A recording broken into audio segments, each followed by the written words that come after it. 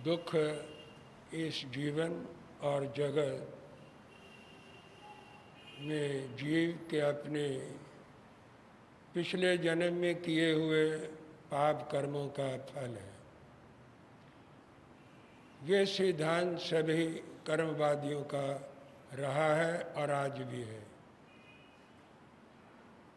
लेकिन कुछ ऐसे लोग भी हैं और ऐसे मतांतर भी हैं जो ये बात कहते हैं और मानते हैं कि ईश्वर इस सृष्टि का कर्ता धर्ता है।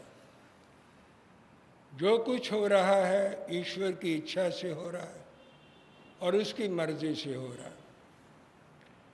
जीव इसके अंदर कुछ नहीं कर सकता, वो परतंत्र है और परमात्मा स्वतंत्र है। ये बात विचारणीय है, चिंतनीय है।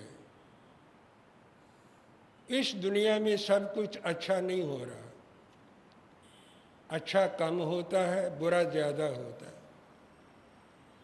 अच्छे लोग इस दुनिया में कम हैं, बुरे ज़्यादा हैं। इस दुनिया में शुभ कम है, अशुभ ज़्यादा है। सज्जन लोग कम पाए जाते हैं, दुर्जन ज़्यादा पाए जाते हैं। सब कुछ सही नहीं हो रहा, गलत ज़्यादा हो रहा है और लोग गलत कर भी रहे हैं। एक मिनट के लिए अगर इस सिद्धांत को मान लिया जाए कि ईश्वर ही करता है, उसकी इच्छा और मर्जी से सब कुछ हो रहा है, तो जो शुभ है, मंगलमय है, सुखद है, जो अच्छा है, सही है, उसका श्रेय हम परमात्मा को दे सकते। लेकिन जो गलत हो रहा है, अशुभ हो रहा है, दुखद हो रहा है और दुनिया के वो दुख के लिए ही किया जा रहा है और अपने स्वार्थ की पूर्ति के लिए लोग कर रहे हैं, वो कौन कर रहा है? क्या उसके पीछे भी ईश्वर का हाथ है? उसकी प्रेरणा है? क्या उसका कर्ता धर्ता भी उसे ही माना जाएगा जो इस दुनिया के अंदर गलत हो रहा है? अगर ऐसा हम माने तो यहाँ थोड़ा बहुत परमात्मा को श्रेय मिलता है, वहाँ उसके ऊपर दोषारोपण भी होता है, दोष भी आता है। ईश्वर क्या है? वे कोई एम्बॉडीड सोल नहीं है, वो तो एक निराकार सत्ता है। वे तो निराकार निरंजन स्वरूप है, वो वीतराग है। उसको किसी से राग और द्वेष नहीं है कि वो किसी के लिए अच्छा करेगा, किसी के लिए बुरा करेगा। ऐसा कुछ नहीं है। इस दुनिया के अंदर जो कुछ हो रहा है वो व्यक्ति के कर्मों के अनुसार और कर्मों के फलस्वरूप हो रहा है। ईश्वर का कोई अलग लोक नहीं है, कोई अलग दुनिया परमात्मा की नहीं है। यहाँ पर वो बैठा हुआ है और दुनिया का निज़ाम चला रहा है। वो कोई कलाकार या मदारी नहीं है, जैसे कि कोई कलाकार मंच के ऊपर पुतलियों को नचाता है, पीछे पर्दे के पीछे वो तार लेकर के बैठा रहता है और तार हिलाता रहता है और वो काठ की जो पुतलियां हैं वो नाचती रहती हैं, वो अभिनय करती रहती है। जैसा अभिनय उनसे कराना होता है वो कलाकार कराता रहता है, मंच के ऊपर खेल चलता रहता है। परमात्मा ऐसा कोई मदारी नहीं है, ऐसा कोई कलाकार नहीं है जो किसी लोक के अंदर बैठा हुआ वो तार हिलाता रहता है और उससे किसी से गलत और किसी से सही वो करवाता रहता है। अगर ऐसा माना जाएगा तो ईश्वर के ऊपर भी दोष आता है और दुनिया के अंदर अशांति, ये गड़बड़, ये डिस्टर्बेंस, ये कन्फ्यूजन जो दुनिया के अंदर पैदा होता है उसका भी कर्ता धर्ता वही हो जाएगा। जब ईश्वर ही ये करेगा तो उसका सुधार कौन कर सकता है? उसका सुधार कभी हो ही नहीं सकता। शास्त्र कहता है ये सिद्धांत नहीं है। ईश्वर कोई कर्ता धर्ता इस सृष्टि का नहीं है, वो तो एक निराकार सत्ता है। इस बात को गीता ने स्वीकार किया है, माना है। जो विद्वान है, शास्त्रों के ज्ञाता हैं, ज्ञानी पुरुष हैं, वो तो इस तथ्य को जानते हैं। अनजान लोग भ्रम में रहते, भ्रांति में रहते। भगवान कृष्ण ने ये बात स्वयं कही है, न कर्तृत्व न कर्माणि लोकसृति प्रभु न कर्म फल संयोगा स्वभावस्तु परिवर्तते। इस सृष्टि और इस लोक का जो कर्तृत्व है, कर्तव्य है, इसकी रचना इसकी रचना और संयोजना ईश्वर नहीं करता। न कर्म फल संयोग है, न कर्म और फल का संयोग कराता है, न कर्म का प्रेरक है, ना वो कर्म का करता है, ना वो उसका भोग कराता है। कर्म और फल का संयोग ईश्वर नहीं कराता। स्वभावस्तु परिवर्तते। जिस कर्म का जैसा स्वभाव है, जिस प्रकार की प्रकृति होती है, और जीव जिस प्रकार की प्रकृति के और स्वभाव के कर्म करके उसका अनुबंध कर लेता है, उस अनुबंध के मुताबिक उसे सुख और दुख जीवन के अंदर उपलब्ध हो जाता है। अगर ईश्वर ही सब कुछ होता तो इस दुनिया के अंदर एक महान पुरुष होता, एक ही महान पुरुष आता। और अगर अलग अलग भी आते, उनकी विचारधारा, उनका सिद्धांत, उनका मत एक होता। लेकिन हम देखते हैं महान पुरुषों के मतों के अंदर अंतर है। स्मृति कुछ कहती है, श्रुति कुछ कहती है, शास्त्रों के अंदर अंतर है। अगर ईश्वर ही अगर शास्त्रों का निर्माता होता तो सब शास्त्रों का एक ही मत होता। दुनिया के अंदर एक संप्रदाय होता, एक मजहब होता, एक ही मत होता। ये मतांतरों का जाल जो आपस के अंदर टकराता है और जिसके कारण से फसाद होता है, झगड़े होते हैं, क्लेश होते हैं और दुनिया के अंदर अशांति होती है और एक दूसरे के साथ संघर्ष होते हैं और संघर्ष के अंदर शक्ति का व्यय और विनाश होता है। ये कभी नहीं होता। ईश्वर क्यों करता है? एक महान पुरुष होता, अलग अलग भी होते, उनके मतों में कोई अंतर नहीं होता। एक वाणी होती, एक धर्म ग्रंथ होता, एक संप्रदाय होता और उनके अंदर अगर अलग भी होते तो उनके अंदर भेदभाव कभी नहीं होता। क्योंकि जितनी अशांति है, जितना दुख है, जितना संक्लेश है, जितनी गड़बड़ है दुनिया के अंदर, वो भेद की है और मतांतरों के टकराव की है। और ये टकराव कौन पैदा करता है? क्या ईश्वर करता है? भगवान करता है? बल्कि जब कभी ऐसा होता है, लोग भगवान से प्रार्थना करते कि इसे सद्बुद्धि दो, इसे अकल आए और लोगों को समझ आए, लोग शांति से रहे। लोग तो प्रार्थना करते, जिससे प्रार्थना की जाती है वो तो एक अलग सत्ता है, शक्ति है, और वो कोई एम्बॉडीड सोल नहीं है। मैं कर्म सिद्धांत के ऊपर बोल रहा हूँ और उस सिद्धांत का विवेचन करने से पहले ये बताना भी जरूरी है कि जो कुछ कर रहा है जीव ही कर रहा है, आत्मा ही कर रहा है। और परमात्मा है कहाँ? वो तो एक सत्ता है, शक्ति है। और वो रहता कहाँ है? गीता ने स्वयं इसका जवाब दिया है। ईश्वर सर्वभूतानां हृदयेषु अर्जुन तिष्ठति। ईश्वर का कोई लोक नहीं है, कोई अलग दुनिया नहीं है। वो तो सच्चिदानंद स्वरूप है, निराकार निरंजन स्वरूप है। वो तो वीतराग है, वो तो कंप्लीट है, एब्सोल्यूट है। उसके अंदर राग द्वेष है ही नहीं। और वो रहता कहाँ है?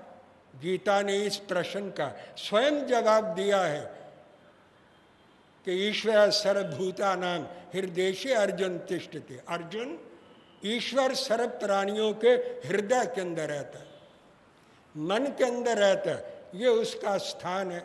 इसका मतलब परमात्मा आत्मा के अंदर ही रहता है। परमात्मा आत्मा में वास करता है और आत्मा का जो एग्जाल्टेड रूप है, विकसित रूप है, वही परमात्मा है। एक बाहिर आत्मा है, एक अंतरात्मा है, एक महात्मा है, एक परमात्मा है। जो बाहर की दुनिया से जुड़ा हुआ है वो बाहिर आत्मा है।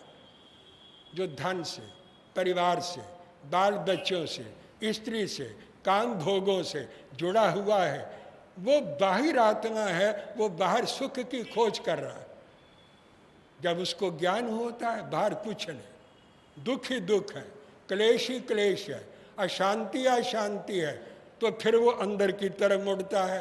अंदर मुड़ता है, फिर वो आत्मा से जुड़ता है, वो अंतरात्मा है।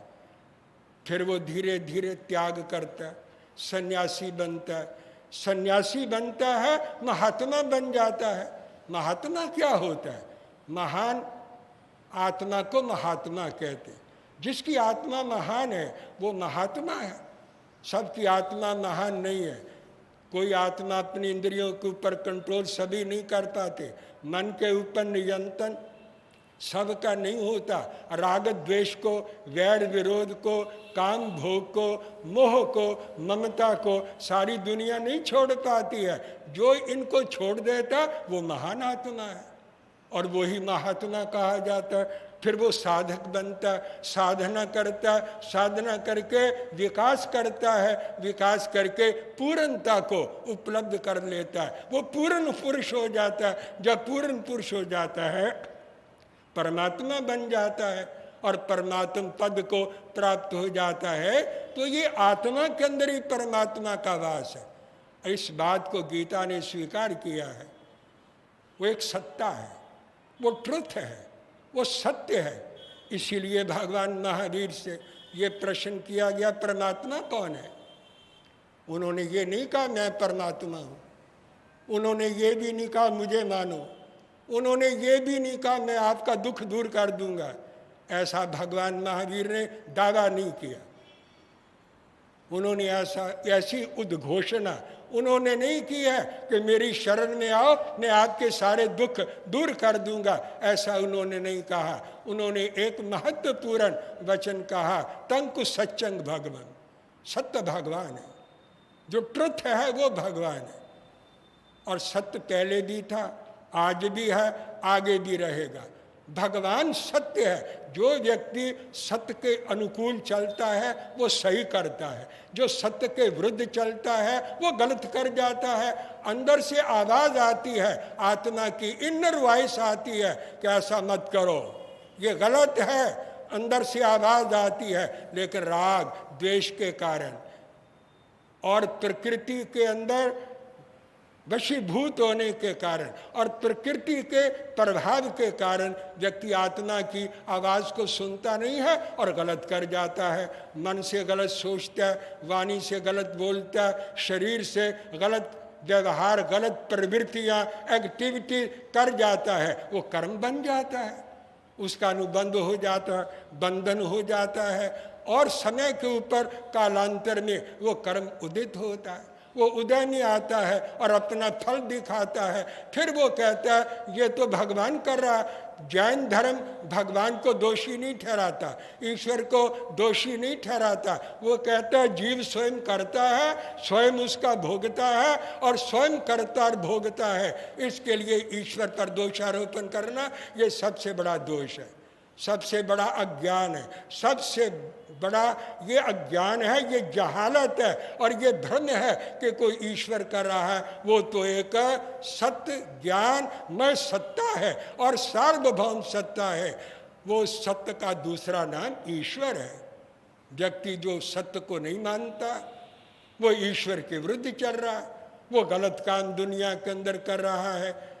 तो सत्य ही ईश्वर है, सत्य ही भगवान है और ये सार्वभौम है।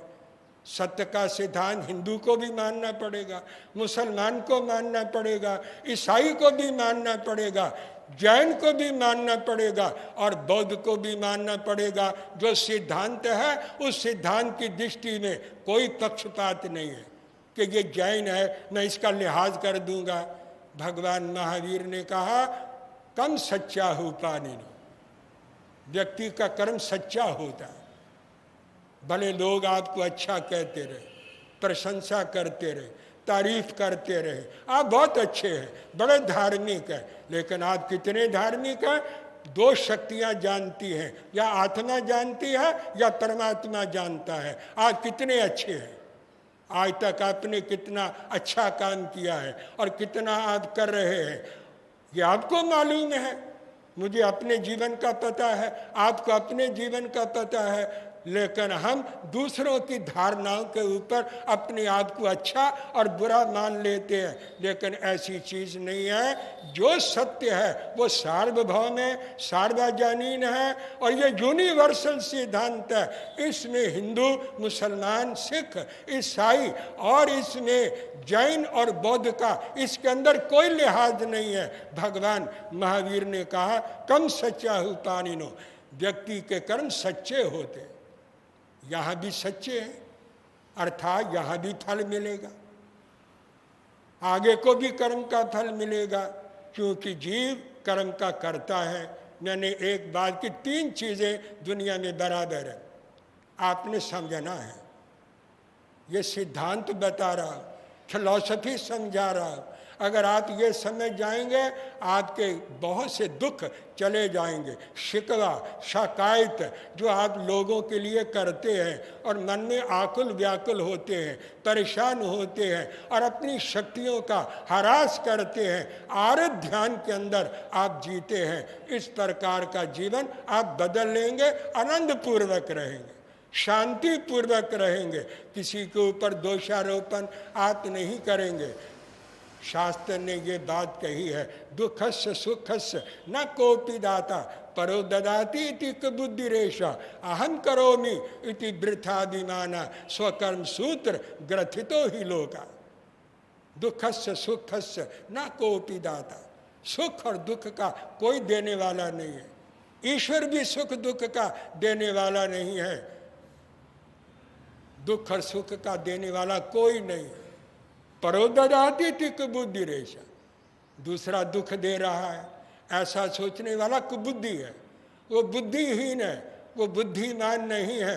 अहम करोमि इसी वृथाभिमाना, मैं कर रहा हूँ, मैं कर सकता हूँ, अहम करोमि, ये अहंकार है, ये अभिमान है, ये घमंड है कि मैं कर रहा हूँ, मैंने ये किया, मैंने वो किया। ये जो कहता है वो अहंकार में है। स्वकर्म सूत्र ग्रथितो ही लोका, ये सारा जो लोक है ये कर्म के सूत्र के अंदर बंधा हुआ है, कर्म की डोरी से बंधा हुआ चल रहा है और कर्म का सूत्र जो है वो सबके साथ लगा हुआ है। इसलिए तीन चीज़ें बराबर होने पर भी अंतर है, फर्क है, डिफरेंस है, भिन्नता है, भेद है। परमात्मा एक है, प्रकृति एक है, आत्मा एक है। आत्मा अपने लिए दुख करता नहीं, पैदा करता नहीं, ईश्वर दुख देता नहीं।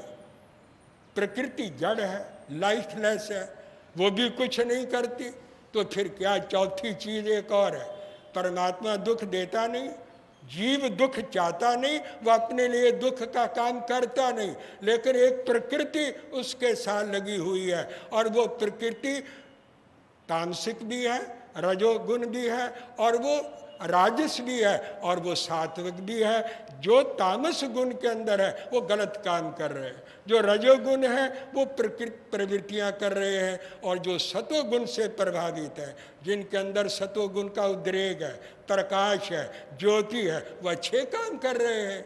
तो प्रकृति और जीव ये दोनों अनादिकाल से बंधे हुए चले आ रहे हैं, इसलिए दोनों मिलकर के ये सृष्टि के अंदर शुभाशुभ कर्म करते रहते हैं और उन कर्मों का उपभोग करते रहते हैं। कैसे करते हैं कर्म, इसके ऊपर कल के प्रवचन के अंदर अन्य चिंतन मैं प्रस्तुत करने का प्रयत्न करूँगा।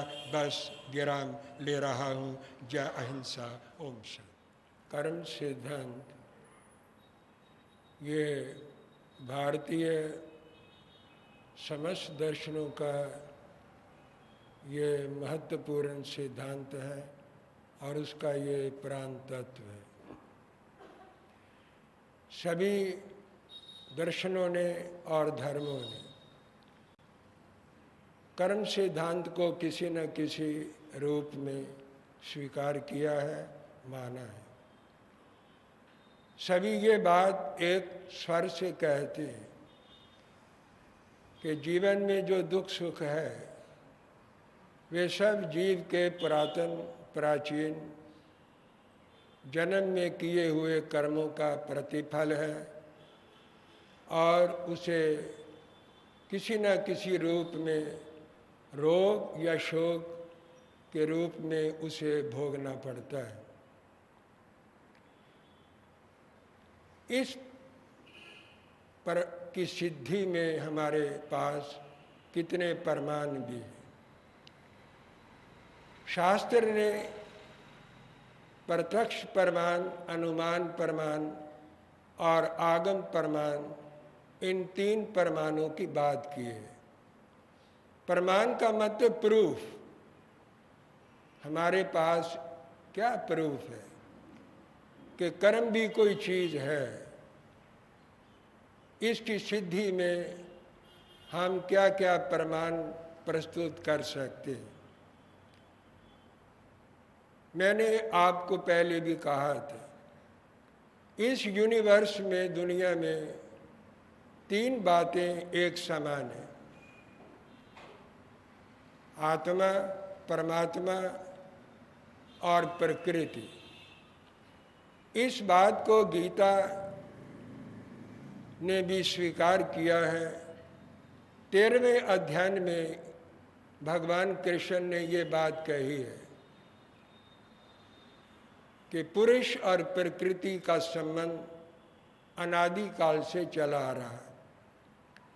पुरुषम प्रकृतिं च विद्धि अनादौ उभौ रपि विकारांच गुणांचैव विद्धि प्रकृति संभवान। भगवान कृष्ण ने अर्जुन को कहा कि पुरुष और प्रकृति, पुरुष का मतलब है आत्मा, जीव, प्रकृति का मतलब मैटर। ये दोनों अनादि हैं, इनको किसी ने बनाया नहीं और ये अनादि काल से चले आ रहे। और ये जितने विकार, जितने अवगुण जीवन के अंदर उत्पन्न होते हैं, ये सब प्रकृति के संयोग से होते। प्रकृति का प्रभाव पुरुष पर पड़ता है और पुरुष का प्रभाव प्रकृति पर पड़ता है। जैसे कोई भी जड़ चीज, जैसे शरीर आत्मा के संपर्क में आता है, सचेतन हो जाता है, दुख सुख का अनुभव करता है, वैसे जड़ है, लाइफलेस है। शरीर को अपने आप के अंदर कोई सुख दुख की अनुभूति नहीं होती। आत्मा इसमें रहता है तो शरीर सुख दुख का अनुभव करता है। तो आत्मा के कांटेक्ट में, संपर्क में आकर शरीर सचेतन जैसा हो जाता है। ये फील करता है सुख और दुख को, लेकिन ये फीलिंग आत्मा में है, ये ज्ञान आत्मा में है, लेकिन शरीर इसका अनुभव करता है। तो आत्मा के संपर्क में शरीर चेतन जैसा मालूम होता है। और आत्मा भी कर्म करता है, जीव कर्म करता है, शरीर में कर सकता है। शरीर के द्वारा, वाणी के द्वारा, मन के द्वारा कर्म करता है। तो ये शरीर में रह करके कर्म कर सकता है। दोनों एक दूसरे के ऊपर प्रभाव डालते। ये बात जैन धर्म ने भी कही है और गीता भी इस बात का समर्थन करती। हम देखते हैं जब तीनों चीजें बराबर है, प्रकृति, आत्मा और परमात्मा तीनों बराबर है। आत्मा दुख चाहता नहीं, परमात्मा दुख देता नहीं। प्रकृति इनएनिमेट है, जड़ है, ये दुख दे नहीं सकती। फिर दुख सुख क्या है? जीव और संबंध, उसका ये फल है। प्रकृति और पुरुष के संबंध से ये सारी प्रवृत्तियां, सारी एक्टिविटीज ये उत्पन्न होती है और इसका प्रभाव जीवन के ऊपर पड़ता है। हम देखते भी हैं दुनिया में दुख है, सुख भी है, अभाव भी है, सद्भाव भी है, रोग भी है, शोक भी है, कोई गरीब है, कोई अमीर है, कोई इंद्रियहीन है, कोई इंद्रिय किसी की पूर्ण इंद्रिय है, कोई झुग्गी में रहता है, कोई झोंपड़ी में रहता है, कोई महलों में रहता है, कोठियों में रहता है, किसी के पास साइकिल भी नहीं है और कोई कारों में घूमता है, कोई दास है, कोई स्वामी है, कोई मालिक है और कोई गरीब है, उसका दास और गुलाम बना हुआ है, कोई नौकर है और कोई स्वामी है, उससे काम ले रहा है, कोई रोड़ी कूट रहा है, ईंटें ढो रहा है, टोकरी ढो रहा है और कोई अपनी बिल्डिंग बना रहा है। ये हम देखते हैं दुनिया में विविधता है, फर्क है, अंतर है, भेदभाव है। ये क्यों है? जब तीनों चीजें बराबर हैं तो भेदभाव क्यों है? ये प्रत्यक्ष प्रमाण ये हमारे सामने है। इसका कोई मौलिक कारण होना चाहिए। इसका मौलिक कारण चौथा ही है, कर्म। आत्मा दुख नहीं चाहता, परमात्मा दुख देता नहीं किसी को, और प्रकृति जड़ है, ये दुख दे नहीं सकती। इसका मतलब एक चौथी चीज है जिसको हम कर्म कहते हैं। कर्म प्रकृति और पुरुष मिलकर के करते हैं। कर्म और जीव दोनों मिल करके नए नए कर्म करते रहते हैं और कर्म का बंद करते रहते हैं। जब उनका परिपाक होता है, समय आता है, तो वो अपना फल दिखाते हैं और वो सुख दुख के रूप में जीवन के अंदर उदित होते हैं, प्रकट होते हैं। ये कर्म का सिद्धांत है जो हम प्रत्यक्ष रूप में भी हम महसूस करते हैं कि दुनिया के अंदर कर्म के रूप में कोई चौथी चीज होनी चाहिए। एक है आप्त प्रमाण, ऋषि और मुनियों के वचन, वो भी प्रमाण है। वो अपने अनुभव से बोलते, एक्सपीरियंस से बोलते, और जो अपने ज्ञान में देखते हैं वो बोलते। वो चीजें सच्ची होती। जिसको ज्ञान है वो ज्ञान के प्रकाश में जो चीज कहेगा वो सत्य है। तो जो ऋषि मुनि हुए उन्होंने भी इस बात का समर्थन किया कि कर्म नाम की कोई चीज है और इसे मानना चाहिए। तुलसीदास ने ये बात कही, कौन काहू को सुख दुख दाता, निज कृत कर्म भोग भई बराता, कर्म अधीन विषभ करी राखा, जो जस करे सो तस फल चाखा, शुभ अरु अशुभ कर्म अनुसारी, ईश दई फल हृदय विचारी। तुलसीदास अपने अनुभव के आधार पर ये बोल रहे हैं। कौन किसी को दुख देता, कौन किसी को सुख देता? कोई नहीं देता। ये केवल निमित्त है, कारण है, और निमित्त बन जाते, ऑटोमेटिकली बन जाते। आप कोई निमित्त बनाते हैं? अपने दुख के लिए कोई निमित्त नहीं बनाता। आप सुख के लिए निमित्त बनाना चाहते हैं, वो बनता नहीं। दुख के लिए निमित्त बनाते नहीं, वो ऑटोमेटिकली अपने आप बन जाते।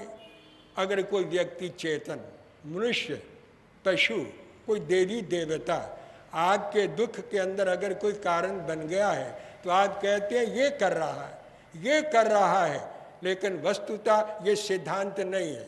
आपके कर्म ने उन्हें आकर्षित किया, उन्हें खींचा है। आपके कर्म के अंदर अट्रैक्टिव पावर है और वो कर्म अट्रैक्टिव पावर से निमित्तों को बनाता है और आकर्षित करता है और अपने नजदीक खींच करके लाता है। चुंबक की तरह, निकनातीस की तरह वो निमित्त अपने आप आकर्षित होकर के आपके जीवन के अंदर उदित होते हैं। किसी के ऊपर रोष करने की, किसी के ऊपर ब्लेम देने की, किसी के ऊपर आरोप लगाने की जरूरत नहीं है। इससे राग द्वेष पैदा होता है। अगर आप ऐसा मानेंगे कि कोई आपको दुख दे रहा, द्वेष होगा, वैर होगा, उससे प्यार प्रेम मैत्री आपकी नहीं रहेगी, आपको अशांति होगी, उसे भी मन में संक्लेश होगा और एक व्यक्ति दूसरे से दूर जाएगा। लेकिन सिद्धांत कहता है ऐसा मत समझो, ये निमित्त अपने आप बनते हैं। किसी चेतन के ऊपर हम ऐसी शंका कर सकते हैं, डाउट कर सकते हैं, संदेह कर सकते हैं, इसने ऐसा किया, इसने ऐसा किया, वस्तुतः उसने किया नहीं है, आपके कर्म ने उन्हें आकर्षित किया है। एक मैं मिसाल आपको देता हूँ, उदाहरण देता हूँ। एक पत्थर पड़ा हुआ, एक व्यक्ति उस पत्थर के पास से गुजर जाता है, दूसरा लुढ़क जाता है, दूसरा ठोकर खा करके गिर जाता है। एक निकल गया, पत्थर ने उसका कुछ बिगाड़ा नहीं, उसे गिराया नहीं, एक ठोकर खा के गिर पड़ा। क्या वो पत्थर को ये कहेगा कि इसने गिरा दिया? वो तो जड़ है, उसके अंदर तो कोई ख्याल नहीं, फीलिंग नहीं, राग नहीं, द्वेष नहीं, वो उसने ठोकर खुद खाई है।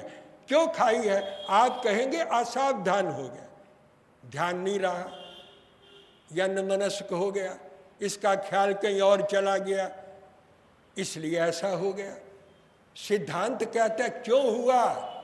उसका ख्याल उस पत्थर के पास से गुजरते हुए दूसरी तरफ क्यों चला गया, क्यों गया, क्यों सावधान होकर के नहीं चला, और उसके दूसरा ख्याल उस क्षण में क्यों आया? शास्त्र कहता है उसके कर्म का उदय आ रहा था, कर्म उदित हो रहा था, असाता वेदनीय कर्म उदय नहीं आ रहा था, इसलिए उसी क्षण कोई ना कोई कारण बनना था, निमित्त बनना था। ठोकर लगने का, आघात लगने का, दुख भोगने का कोई ना कोई कारण बनना था। उस कर्म ने उसके मन के ख्याल को किसी और तरफ मोड़ दिया।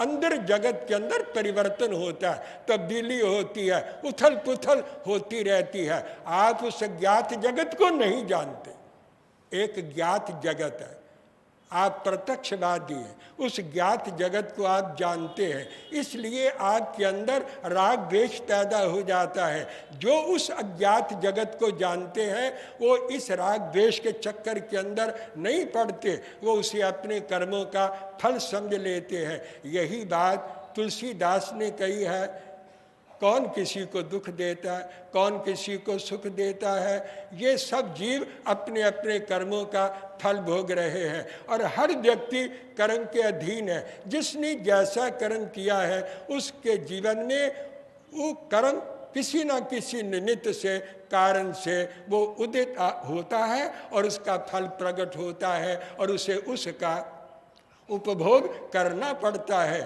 और ये शुभ और अशुभ कर्म अनुसारी, ये कर्म के अनुसार शुभ होता है, अशुभ होता है। और ईश देही फल हृदय विचारी, भगवान उसके कर्म के मुताबिक उसको फल देता है। बिना कर्म के तो भगवान उसको फल थोड़ा देगा। उसने जैसा कर्म किया है भगवान उसके कर्म के मुताबिक विचार करके, निर्णय करके उसको उसका फल प्रदान करता है। लेकिन फल तो आखिर कर्म का ही हुआ। शास्त्र भी इसके अंदर प्रमाण। ये जो पुरुष है ये आपद पुरुष है, ज्ञानी पुरुष है, अनुभवी पुरुष है। उनके वचन कथन इस तथ्य में प्रमाण है कि व्यक्ति को अपने कर्म का फल भोगना पड़ता है। शास्त्र भी प्रमाण है। भगवान महावीर ने इस बारे में ऐसा कहा, तेने जहा संधि मुहे गही है सक्कमुना किच्चही पावकारी एवं पया पेच इहं चलोय कड़ान कम्मान न मुखया थी। गौतम, अगर कोई चोर रेड हैंडेड पकड़ा जाता, चोरी करता हुआ पकड़ा गया, तो वो दुख पाता है, यातना पाता है, पीड़ा पाता है। क्यों पाता है? उसने चोरी की है, गलत काम किया है, अनाचार किया है, पाप किया है और उसका पाप उसे दुखित करता है। इसी प्रकार जो व्यक्ति पाप करता है वो इस लोक में और परलोक में अपने किए हुए कर्मों का फल भोगता है। कड़ान कम्मन न मुख्यति, किए हुए कर्मों का फल भोगे बिना दुनिया में किसी का छुटकारा नहीं होता, चाहे वो कोई भी है। पाप कर्मों का फल भोगना पड़ता है। भगवान महावीर का वचन इसमें प्रमाण है। हम जरा बौद्ध ग्रंथों को भी देखें, बुद्ध क्या कहते हैं। उन्होंने भी यही बात कही है। मैं प्रमाण दे रहा, प्रत्यक्ष प्रमाण भी है, आपद पुरुषों के प्रमाण भी है, और शास्त्र भी इसके अंदर प्रमाण है। जो बात भगवान महावीर ने कही मैंने आपको सुनाई। बुद्ध क्या कहते हैं, नाचक पापम कतं कम्मम खज्जु कीरं च मुंचय। जैसे कि ताज़ा ताज़ा दूध होता है, वो जल्दी विकार नहीं लाता, धीरे धीरे उसके अंदर विकार पैदा होता है। दहंतं बालमन्वेति भस्म छन्नो या पावक। भगवान बुद्ध ने अपने शिष्य आनंद को कहा, आनंद सुनो, जिस प्रकार ताज़ा दूध होता है उसके अंदर विकार धीरे धीरे पैदा होता है और वो विकृत हो जाता है। और एक और चीज,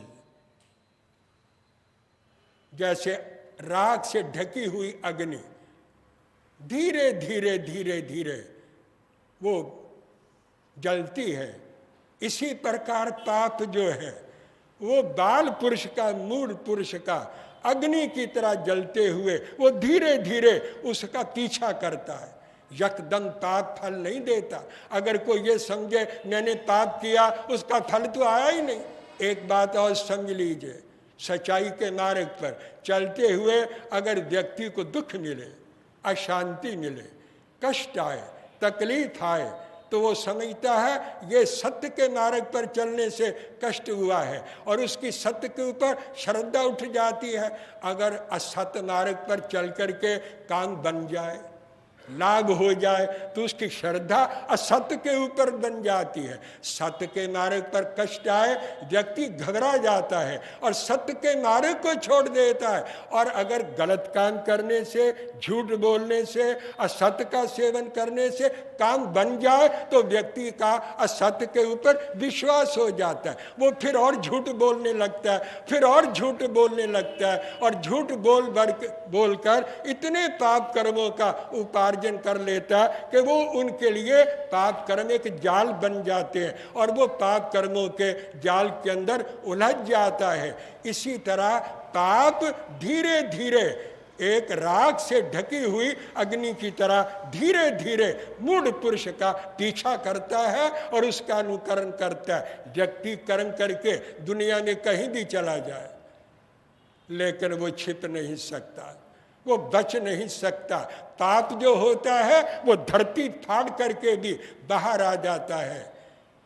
पाप व्यक्ति को दुखित करता है, परेशान करता है। जब व्यक्ति की ये निष्ठा हो जाए कि पाप का फल भोगना ही पड़ता है, तो वो पाप से घृणा कर सकता है, नफरत कर सकता है। तो भगवान महावीर ने यही बात कही कि पाप कर्म व्यक्ति को इस जन्म में और प्रलोक के अंदर कहीं ना कहीं उसको अपनी गिरफ्त के अंदर ले ही लेता है। इसलिए व्यक्ति पाप कर्म करके भूल जाता, लेकिन कर्म तो नहीं भूलता उसको।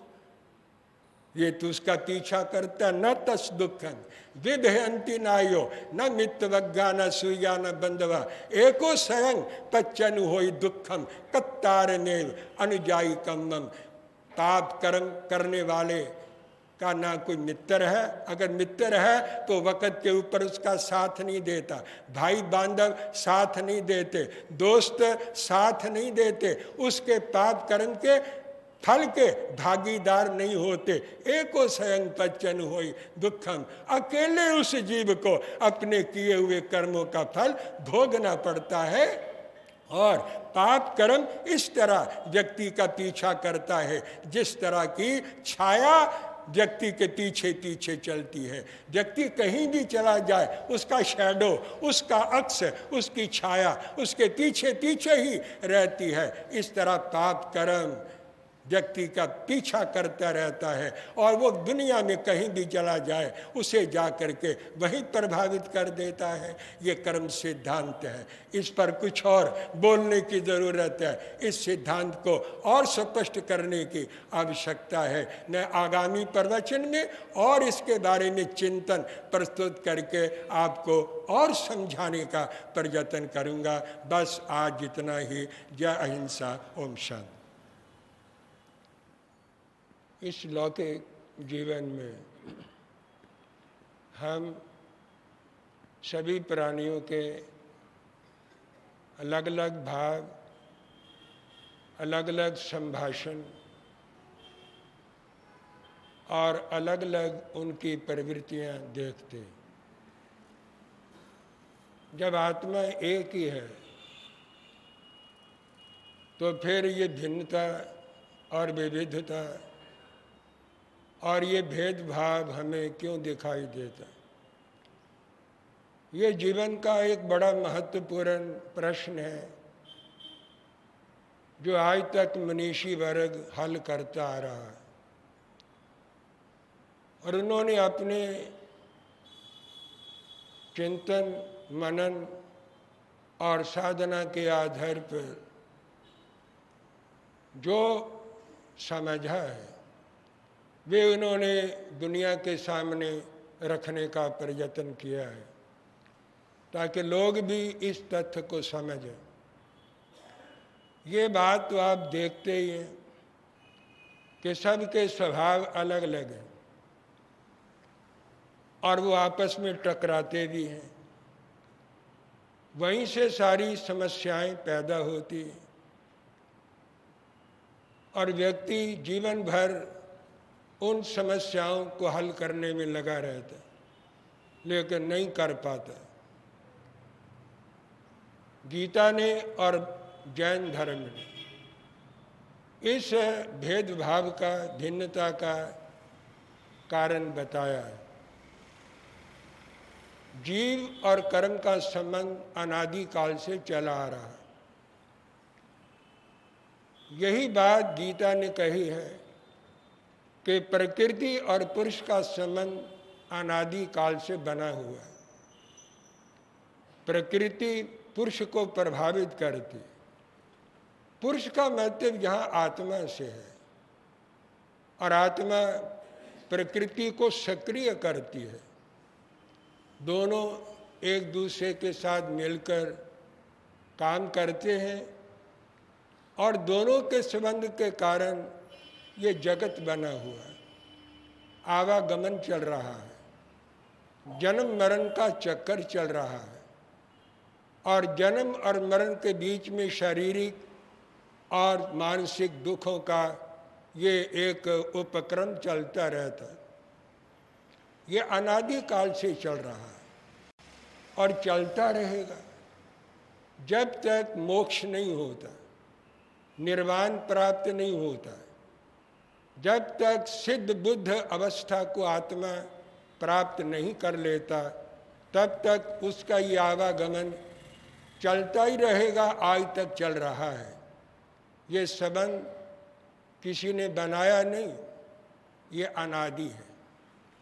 ऐसी बात गीता ने स्वीकार की है 13वें अध्याय में।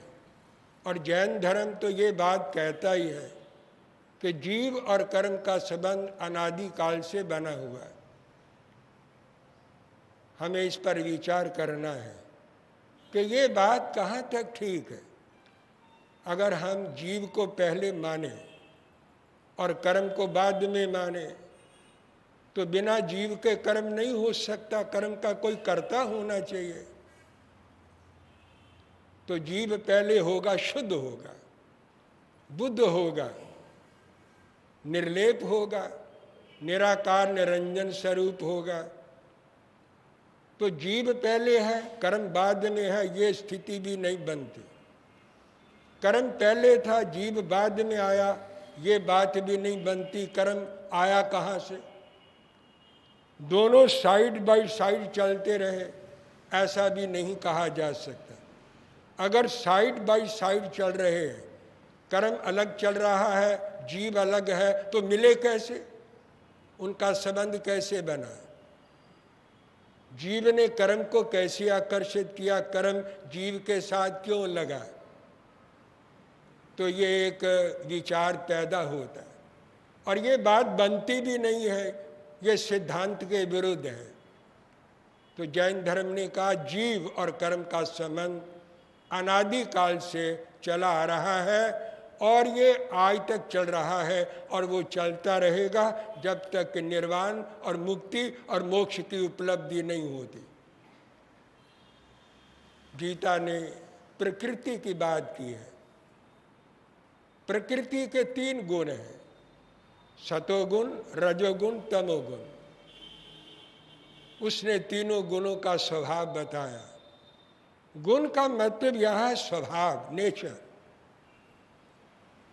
तो सतोगुण अच्छा है, श्रेष्ठ, उत्तम कोटि का है, और जो रजोगुण है ये मध्यम कोटि का है, और तमोगुण निकृष्ट कोटि का है, निम्न कोटि का है, ये नीच है, अधम है।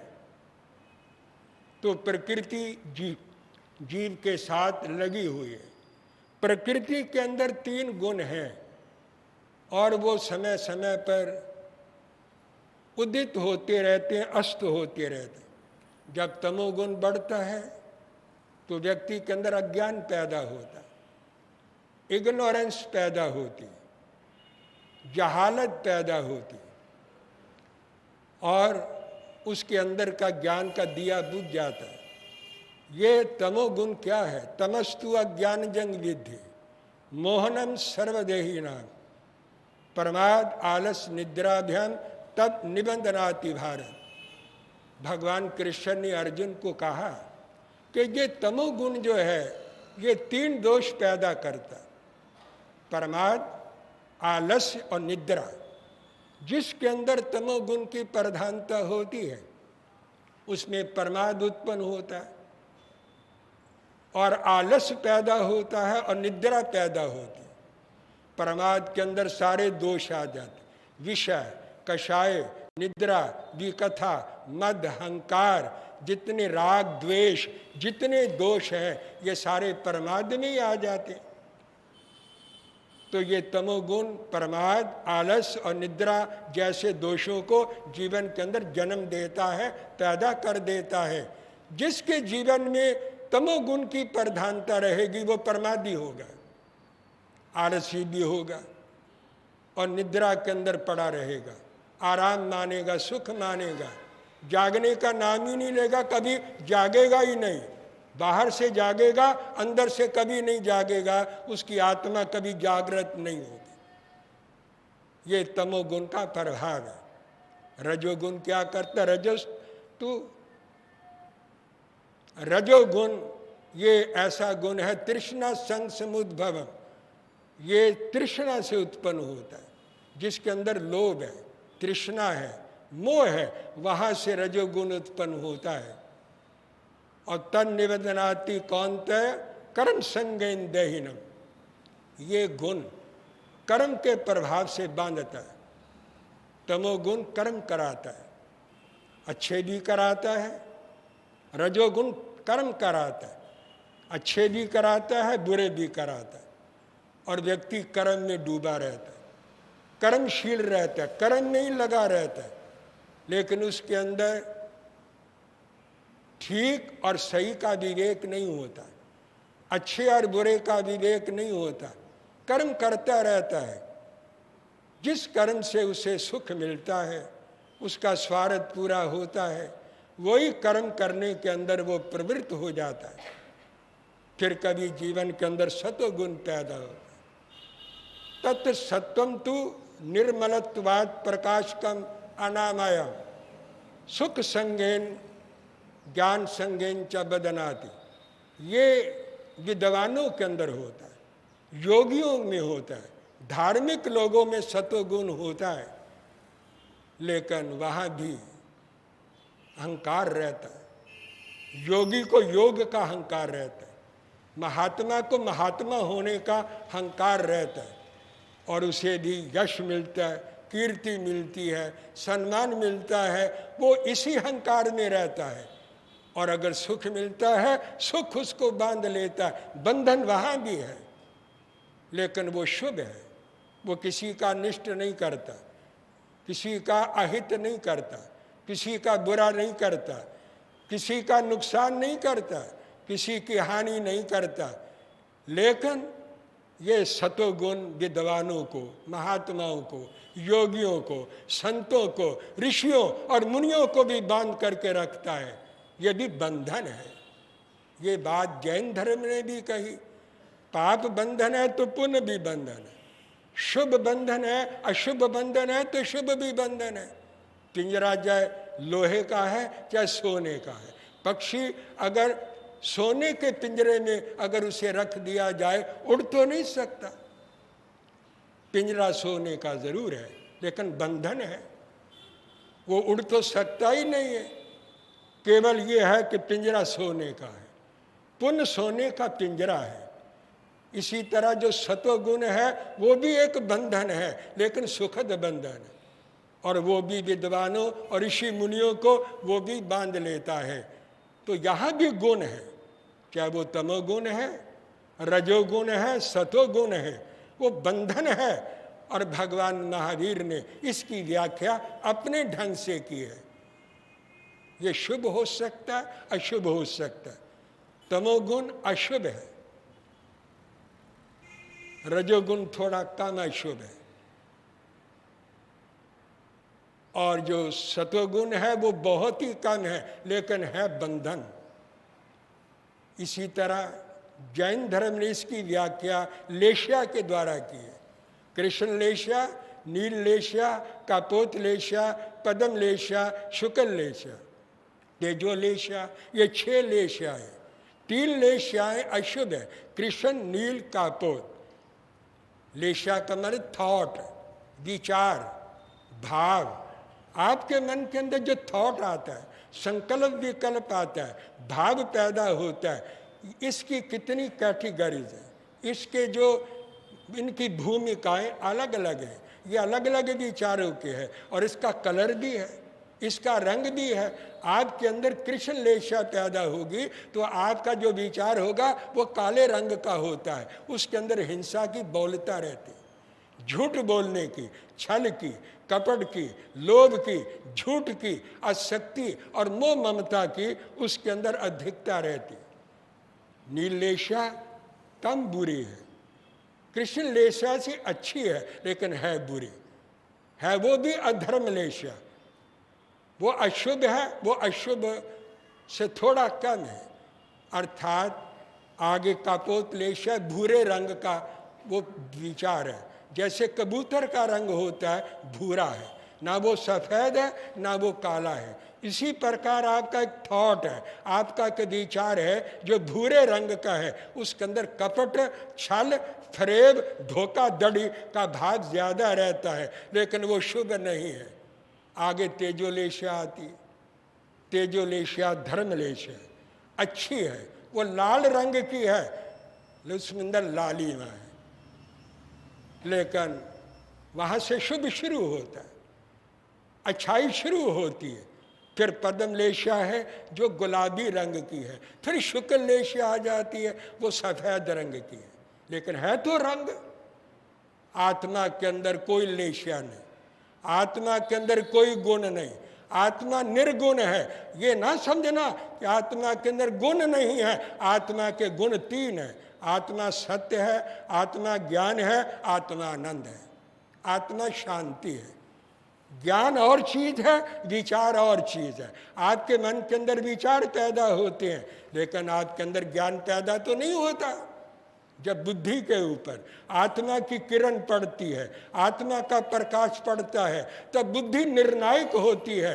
बुद्धि ये सोचती है कि मन के अंदर ये विचार पैदा हुआ, ये सही है या गलत है, उचित है या अनुचित है, और ये करणीय है या करणीय है, इसमें मेरा फायदा है या नुकसान है।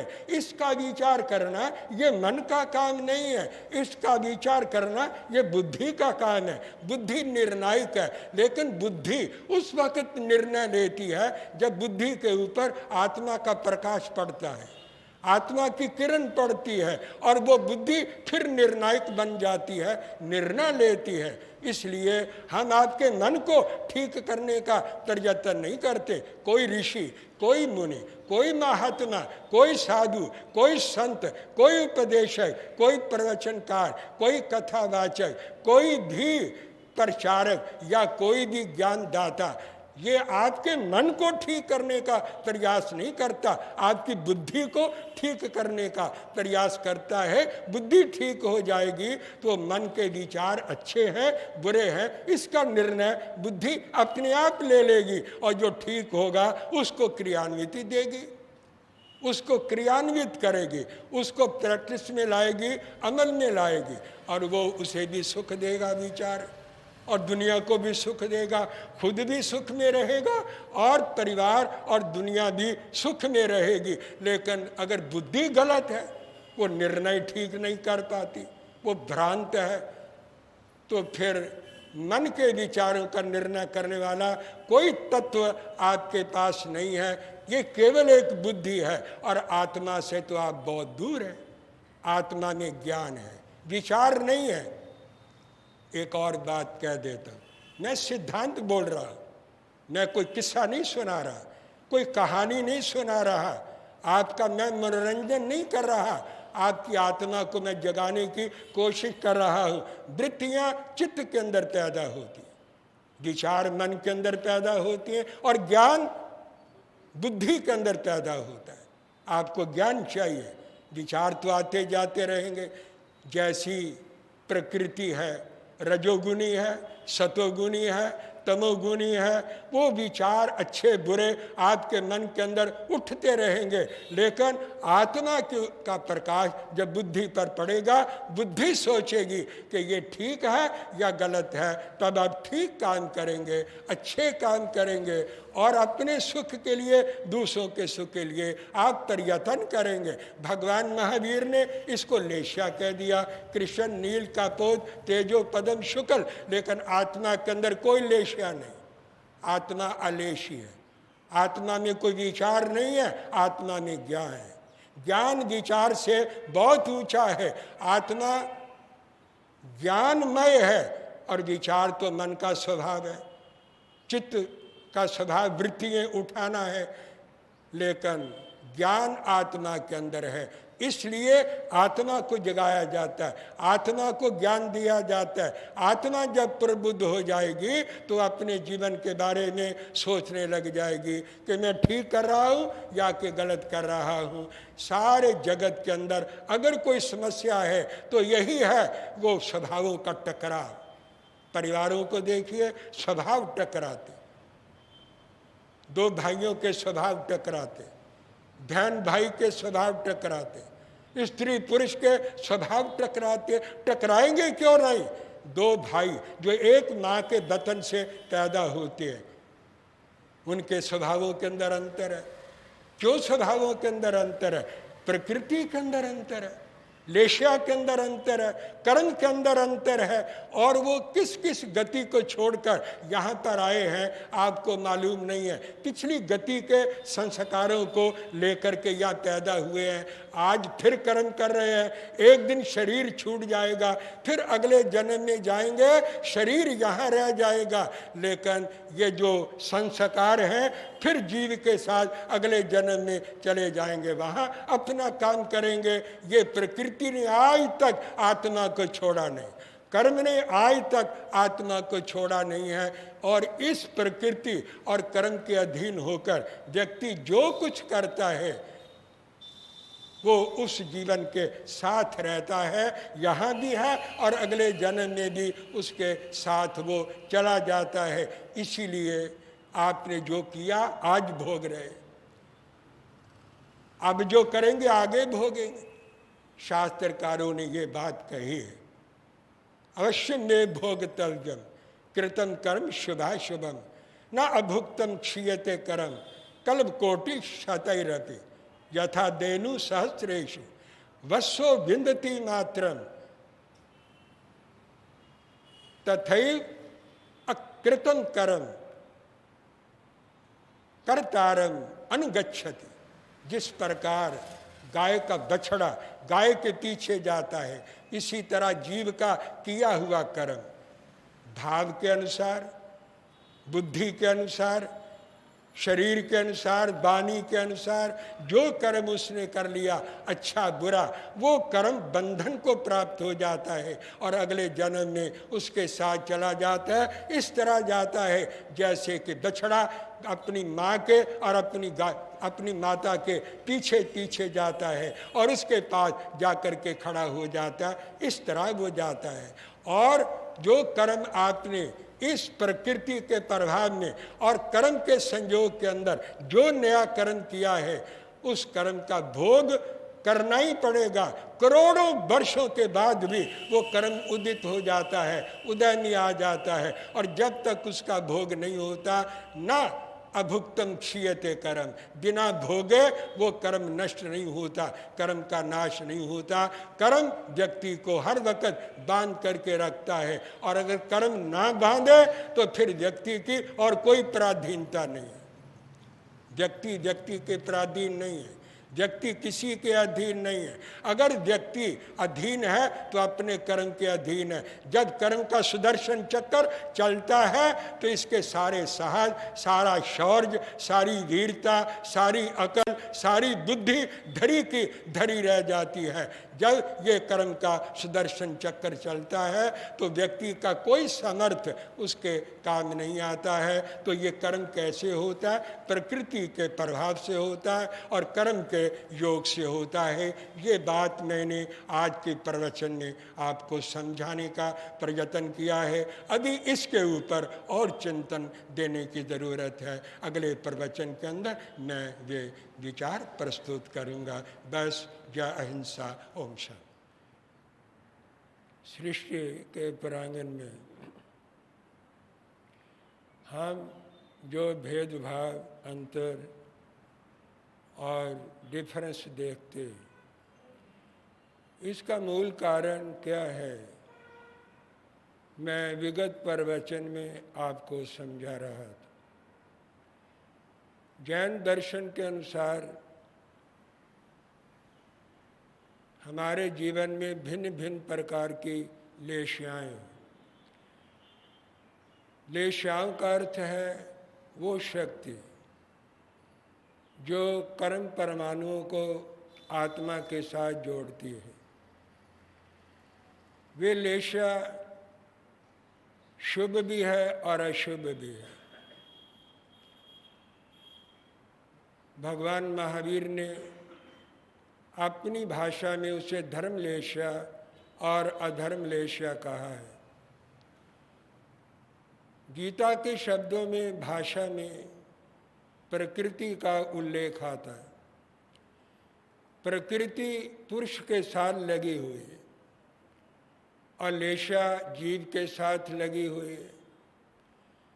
लेशा ही कर्म बनाती है और कर्म अणुओं को आत्मा के साथ जोड़ती है। और गीता की भाषा में वो प्रकृति है। प्रकृति त्रिगुणात्मक है, उसमें 3 गुण हैं, तमोगुण, रजोगुण, सतोगुण। तमोगुण व्यक्ति को पापी बनाता, अज्ञानी बनाता। रजोगुण उसे काम भोग में प्रवृत्त करता है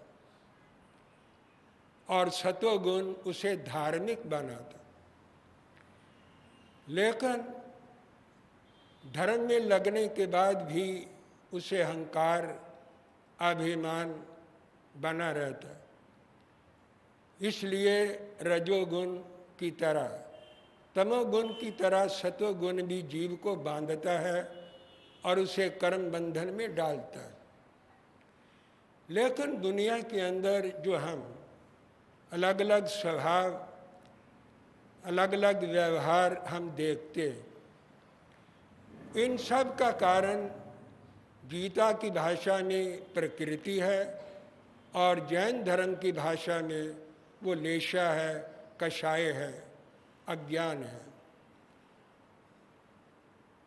भगवान महावीर ने ये बात कही कि जैसा विचार होगा, जैसा भाव होगा, वैसा कर्म बने। भाव कर्म का सीड है, कर्म का बीज है। जैसा बीज होगा वैसा अंकुर निकलेगा, जैसा अंकुर निकलेगा वैसा सकंद बनेगा, जैसा सकंद बनेगा वैसी शाखाएं प्रशाखाएं निकलेंगी, वैसा बूर आएगा, वैसे पत्ते आएंगे, वैसा ही उसको फल लगेगा। फल के अंदर बीज के अनुसार रस पड़ेगा। बीज अगर कड़वा है तो रस मधुर नहीं हो सकता, वो कड़वा ही होगा। तो फल की निष्पत्ति बीज के आधार पर होती है। तो आपके मन का थॉट, आपके मन का भाव, आपके मन का जो विचार है, वो विचार आपके कर्म का बीज है। आप अगर अच्छा कर्म करना चाहते और अच्छा फल चाहते तो पहले अपने भाव को ठीक करना होगा। आपको कृष्ण लेशिया, नील लेशिया और कापोत लेशिया के चुंगल से आपको निकलना पड़ेगा और तेजो और पदम और शुक्ल लेशिया में प्रवेश करना पड़ेगा। गीता की भाषा में आपको तमोगुण के प्रभाव से निकलना पड़ेगा और रजोगुण से भी अलग रहना पड़ेगा, सत्वगुण के अंदर आना पड़ेगा और वो भी सत्वगुण के अंदर निष्काम भाव से आपको रहना होगा, तब शुभ कर्म होगा, अच्छा कर्म होगा। व्हाट इज कर्म? कर्म क्या है? वैसे साधारण रूप में लोग ऐसा कहते, क्रियेति कर्म, जो किया जाता है वो कर्म है। मन से भी कर्म होता है, वाणी से कर्म होता है और शरीर से कर्म होता है। मन में थॉट आया, विचार आया, ख्याल आया, कर्म हो गया। इस कर्म को आप जानते हैं, भगवान जानता है, केवल ही जानता है, सर्वज्ञ जानता है। दुनिया से आप अपने भाव को बचाते हैं, छुपाते भी हैं कि यहीं कहीं प्रकट न हो जाए। मन का कर्म कोई नहीं जान पाता जल्दी से, या आप जानते हैं या भगवान केवली और सर्वज्ञ भगवान जानते हैं, परमात्मा जानता है। लेकिन वाणी का कर्म मालूम होता है। वाणी आप कठोर बोलते हैं, पता लगता है आपके अंदर क्रोध है, आपके अंदर आवेश है, आपके अंदर उत्तेजना है। अगर आप प्रिय वाणी बोलते हैं, प्यारी बोलते हैं, मधुर वाणी बोलते हैं, संयत बोलते हैं और टिक करके वाणी बोलते हैं, तो पता लगता है आपके अंदर संयम है, विवेक भी है, आपके अंदर ज्ञान है, मालूम हो जाता है आप समझदार हैं। और अगर आप मौन ही रहते, संयम में रहते, बहुत कम बोलते हैं, थोड़ा बोलते हैं, तो सामने वाला व्यक्ति अगर ज्ञानी है तो समझ जाता है ये योगी है, ये संयमी पुरुष है, मौन है, शांत है, ज़्यादा बोलने में इसका विश्वास नहीं है। तो उसको मन वाणी शरीर से जो आप करते हैं वो कर्म है। कर्म जैन धर्म में एक बहुत अलग चीज़ है। जो किया जाता है वो कर्म है, लेकिन कर्म के ऑर्गन्स कितने हैं? भगवान महावीर ने कहा काय वांग मनः कर्म योगा। कर्म के 3 योग हैं, काय वांग मनः, मन वाणी और शरीर। ये कर्म करने के 3 इंस्ट्रूमेंट हैं, 3 ऑर्गन्स हैं, 3 माध्यम हैं, 3 साधन हैं। योग का मतलब क्या है? जोड़। योग का मतलब है जोड़, जुड़ना, ये योग है। व्यक्ति बाहर से जुड़ता है या अंदर से जुड़ता है? जब बाहर से जुड़ता है कर्म होता है, मन से भी होता है, वाणी से भी होता है, शरीर से भी होता है। इसे हम मानसिक, वाचनिक और कायिक कर्म कहते हैं। और जब वो बाहर से हट जाता है, अंदर की तरफ मुड़ता है, तो इसको भी योग कहते हैं। ये योग आध्यात्मिक योग है। तब व्यक्ति मन को, वाणी को बाहर से मोड़कर, बाहर से तोड़कर और अलग करके आत्मा से जोड़ता है, परमात्मा से जोड़ता है, समाधि में बैठता है, ध्यान में बैठता है। आप कहते हैं जो ध्यान में बैठता है वही योगी है। नहीं, वो आध्यात्मिक योगी है। लेकिन जो बाहर जुड़ा हुआ है, बाहर की तरफ ही लगा हुआ है, वो भी योगी है, लेकिन वो कर्म योगी है। अगर आपके अंदर तमोगुण की प्रधानता है, रजोगुण की प्रधानता है, कर्म योग वो भी है, लेकिन निष्काम कर्म योग नहीं होगा, ये सकाम कर्म योग होगा। फल की आकांक्षा, फल की इच्छा, मनोरथ, कामनाएं, वासनाएं उस योग के साथ बनी रहेगी। अगर उसके अंदर सतोगुण की प्रधानता है, धर्मलेशा की प्रधानता है, तो वो योग है, लेकिन वो निष्काम कर्म योग होगा। आप कर्म कर रहे हैं और अपना कर्तव्य समझ के कर रहे हैं, कोई आकांक्षा नहीं है, कोई इच्छा नहीं है, कोई वासना नहीं है। सतोगुण से प्रेरित होकर जो कर्म योग किया जाता है वो निष्काम होता है, निस्वार्थ होता है, और वो योगी कर्म करता हुआ भी कर्म से लिप्त रहता है, कर्म से ऊपर रहता है। वो कर्म करता है लेकिन कर्म के बंधन में नहीं आता। ये कला है, ये हुनर है। कर्म करे और कर्म से अलग रहे, पृथक रहे, तो कर्म मन से, वाणी से, शरीर से होता है। जैन धर्म ने कर्म की अलग एक डेफिनेशन की है, अलग परिभाषा की है। कर्म एटमिक है, कर्म के पुद्गल है, कर्म के परमाणु है। जैसे और हर चीज के परमाणु होते हैं, कर्म के भी परमाणु हैं। कर्म का एक अलग मैटर है। जब आपके मन के अंदर कोई विचार आता है तो इस ईथर के अंदर कार्मिक मैटर आकर्षित होकर आपके नजदीक आ जाता है। इसी तरह शुभ अशुभ कर्म हो जाते हैं। अगर तमोगुण है, रजोगुण है, उसके प्रभाव से जो कर्म आएंगे वो अशुभ आएंगे। अगर सतोगुण है, धर्मलेशाय है, तेजो पदम शुक्ल लेशिया है, उसके प्रभाव से जो कर्म अणु, कर्म के परमाणु, कर्म के एटम्स जो खिंच करके आपकी आत्मा के नजदीक आएंगे वो शुभ आएंगे, वो अच्छे आएंगे। इसलिए जैन धर्म कहता है कि कर्म परमाणु है, कर्म के एटम्स हैं, कर्म के पुद्गल हैं, और व्यक्ति मन, वाणी, शरीर की अट्रैक्टिव पावर से उन कर्मों को खींचकर अपनी आत्मा के नजदीक लाता है। और जब आ जाते हैं फिर क्या होता? बंधन, वो चीज बंध जाती। आप पहले बंधे हुए, आत्मा के साथ कर्म कोई नहीं लगता, कर्म के साथ कर्म लगता है। अगर आत्मा के साथ कर्म लग जाए तो सिद्ध भगवान को भी कर्म लग जाएगा।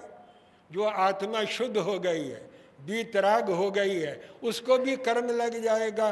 कर्म हमेशा कार्बन शरीर के साथ लगता है। जो सटल बॉडी है, जो सूक्ष्म शरीर है, उसके साथ, कार्बन शरीर के साथ एक नया कर्म लग जाता है। कर्म कर्म को बांधता है और कर्म कर्म के साथ जुड़ता है।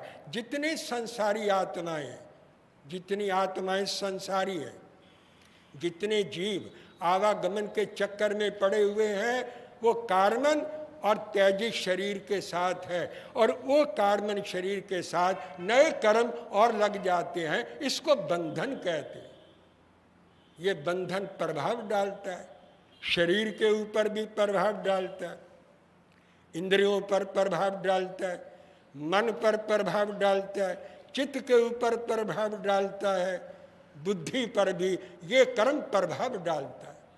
इसीलिए तो हम भिन्नता देखते हैं, विविधता देखते हैं, अंतर देखते हैं, डिफरेंस देखते हैं, क्योंकि कर्म अलग अलग प्रकार के होते हैं।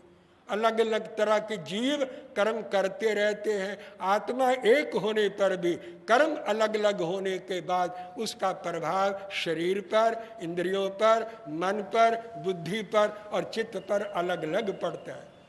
शरीर का काम है स्थूल क्रियाएं करता है, ये स्थूल हरकतें करता है, चेष्टाएं करता है, व्यवहार करता है, और इंद्रियां अपने अपने विषयों को ग्रहण करती है।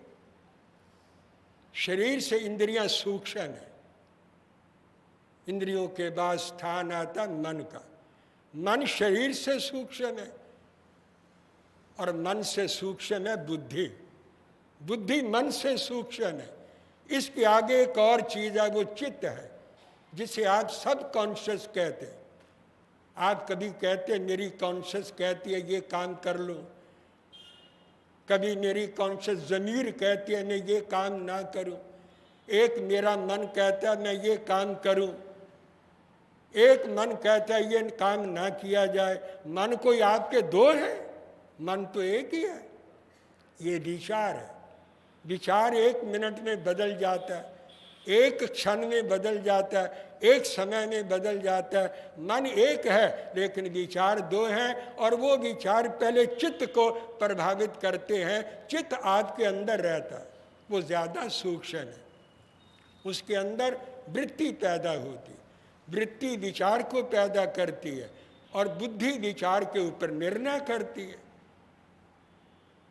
जो सोचती है ये काम करना चाहिए या नहीं करना चाहिए।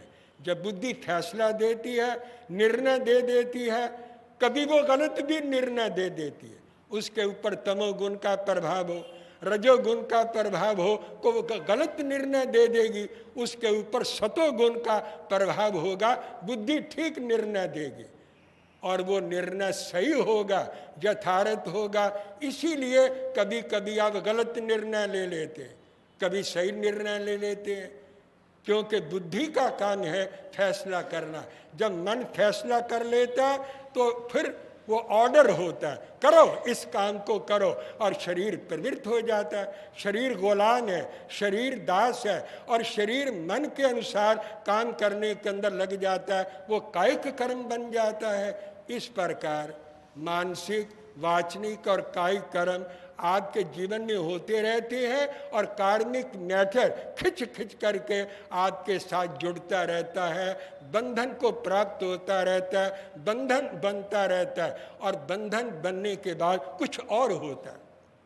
आप देखते हैं इस दुनिया के अंदर एक ज्ञानी है, एक अज्ञानी है, एक प्रखर बुद्धि है, एक मंद बुद्धि है। एक व्यक्ति बुद्धिहीन है, ये भी अंतर हम देखते हैं। एक व्यक्ति की इंद्रियां अपने अपने विषयों को फौरन ग्रहण करती, इंद्रियों की ताकत है, शक्ति है, और वो अपने अपने विषय को, शब्द को, रूप को, रस को, गंध को, संस्पर्श को फौरन तत्काल ग्रहण कर लेती हैं। और एक की इंद्रिय शक्तियां मंद है, कम है, वो ग्रहण ही नहीं करती। इंद्रिय शक्ति के अंदर अंतर है और बुद्धि के अंदर अंतर है। फिर हम देखते हैं एक व्यक्ति ऐसा है जो काम भोग के अंदर आसक्त है, लगा हुआ है। एक व्यक्ति कहता है यही सार है, यही सुख के साधन है, दिन रात काम भोगों के अंदर लगा रहता है और दौड़ धूप करता रहता है। एक व्यक्ति दुनिया में रहता है लेकिन अनासक्त भाव से रहता है, अनअटैच्ड होकर के रहता है। दुनिया में तो रहता है लेकिन समझता है आखिर दुनिया में है कुछ नहीं, रहना पड़ता है, गृहस्थ जीवन चलाना पड़ता है, बाल बच्चों में रहना पड़ता है, काम करना पड़ता है, क्या करे, करना पड़ता है, लेकिन है कुछ नहीं। ये निस्सार चीज है, मैं तो अपना जीवन ऐसे ही गंवा रहा हूँ। करना पड़ता है, वह अंदर से उदासीन रहता है, अनासक्त रहता है, अनअटैच्ड रहता है। इसका मतलब एक व्यक्ति के ऊपर मोहनीय कर्म का ज़्यादा प्रभाव होता है और एक व्यक्ति के ऊपर मोहनीय कर्म का प्रभाव ज़्यादा नहीं होता। हम उस कर्म के प्रभाव में भी अंतर देखते हैं। एक व्यक्ति सुंदर है, एक व्यक्ति करूप है, एक व्यक्ति हाथी की मस्त चाल चलता है, एक व्यक्ति ऊँट की चाल चलता है, एक भद्दी चाल चलता है। एक व्यक्ति सुंदर होता है, एक असुंदर होता है। क्यों? शरीर के अंदर भी हम अंतर देखते हैं, रूप रंग के अंदर अंतर देखते हैं, इंद्रियों की जो संरचना है, जो संयोजन है, उसके अंदर भी अंतर देखते हैं। क्यों अंतर होता है? ये नाम कर्म के कारण होता है। एक व्यक्ति के पास सत्ता है, एक व्यक्ति के पास अधिकार है, एक व्यक्ति के पास अधिकार है, सत्ता है और पद भी है। एक व्यक्ति योग्य है, महान है, लेकिन उसके पास सत्ता नहीं है, अधिकार नहीं है, पद प्रतिष्ठा नहीं है। क्यों नहीं है?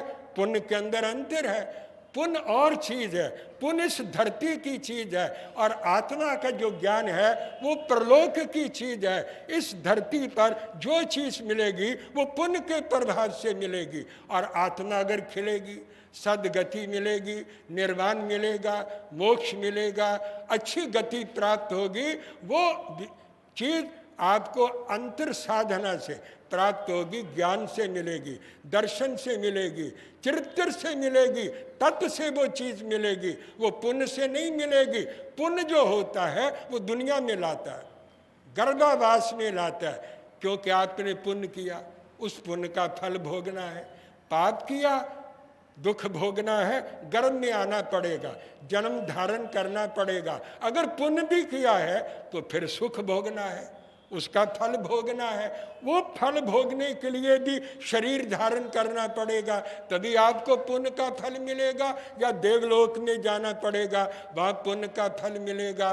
तो कर्म शुभ है या शुभ है वो दुनिया में लाता है, वो जन्म मरण के चक्कर में लाता है। लेकिन कर्म जन्म मरण के चक्कर से छूटने के बाद व्यक्ति आत्मा का विकास करता है। तो हम देखते हैं सत्ता, अधिकार, प्रभुता, पद के अंदर अंतर देखा जाता है, ये कर्मकृत अंतर है।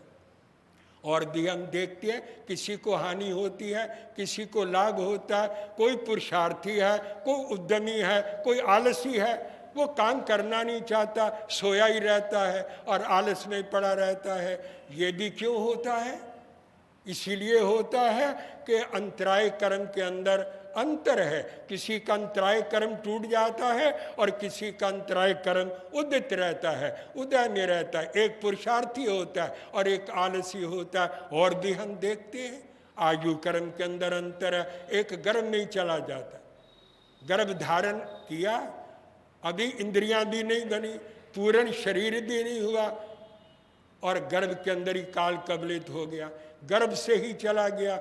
एक जन्म लेते ही उसने आंखें बंद कर ली, एक शैशवावस्था में चला गया, एक जवानी में चला गया, एक प्रौढ़ अवस्था में चला गया, एक बूढ़ा होकर के इस दुनिया से गया। इसका मतलब आयु के अंदर भी अंतर है, उम्र के अंदर भी अंतर होता है। ये अंतर भी कर्मकृत है। कर्म के प्रभाव 8 प्रकार से जैन दर्शन ने कर्म की बड़ी सूक्ष्म व्याख्या करके दुनिया को समझाया कि ये जितना अंतर है, डिफरेंस है, भेदभाव, हम विविधता और वैषम्य इस सृष्टि के प्रांगण के अंदर देखते हैं, ये कर्मकृत अंतर है। कर्मों के अलग अलग चित्तों पर प्रभाव जीवन में पड़ते हैं। मैंने आपको जैन धर्म के कर्म सिद्धांत के मुताबिक समझाने का प्रयत्न किया है। अभी इसके ऊपर और बोलने की, और ज़्यादा बोलने की ज़रूरत है, विवेचन की आवश्यकता है। वो व्याख्या, वो विवेचन मैं फिर अगले प्रवचन में आपके समक्ष प्रस्तुत करूँगा, ताकि आप कर्म सिद्धांत के स्वरूप को अच्छी तरह से समझ सकें। बस और अधिक नहीं, आज इतना ही। जय अहिंसा। ओम शांति।